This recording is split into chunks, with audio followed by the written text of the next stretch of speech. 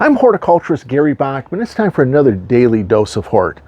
A great tip that I want to share today goes along the lines of seed saving. If you're growing heirloom tomatoes or heirloom vegetables, they're open pollinated, and we can save those seeds for next year, and we'll get the same crop, or we'll get a very similar crop. But what happens with tomatoes in a say a growing strategy like I use, where there's 24 different varieties here, all in a very compressed area, there's the chance that we're going to get some cross-pollination. We've got some here. Let's go down and look at this group of tomatoes here.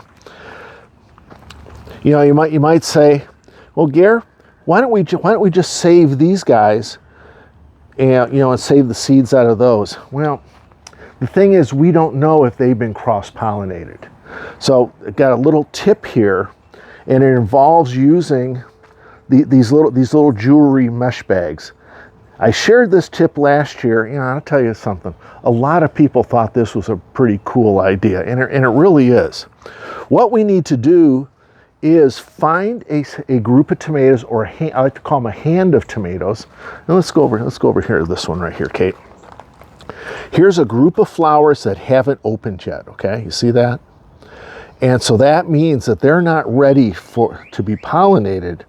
So we can take, good idea, we can take this mesh jewelry bag and put it, you got to be careful with these, because these little tomato flowers will fall off. And we can just do this with it and let it be, because tomato flowers don't need the bees to pollinate. They need to be jiggled with the wind.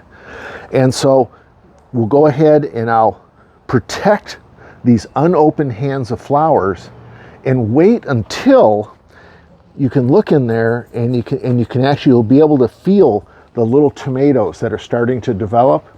And once you see that or feel that, you can then take the bag off, because obviously those flowers have been pollinated and there's no chance of any cross-pollination that way. Now, when you do this, you need to mark these hands, tie a piece of yarn around it so you can identify it, because they'll be nice looking tomatoes, and you don't want to pick next year's crop and have it for dinner. So we have to be able to do that. Now let's see. Let's do another one. Here's a good one. Here's a even better one right here, Kate. Look at, see that hand of flowers there? And we'll take these little jewelry bags. And I like these because that other one that we just did was green. Look at this bright orange. You can't miss this. And it takes a little patience, which sometimes I don't have. And we just tie it like that, and you can see those flowers are protected, and we'll be able to save those for seed for next year and for years to come. So anyways, if you're growing heirloom tomatoes and you're interested in saving seed, these little jewelry bags, and like I said, they're all in different colors. I bought 100 of these. I think I paid $4.50 for them. Super deal, inexpensive, and you can practice that art of saving seeds. So give it a try this year if you want to.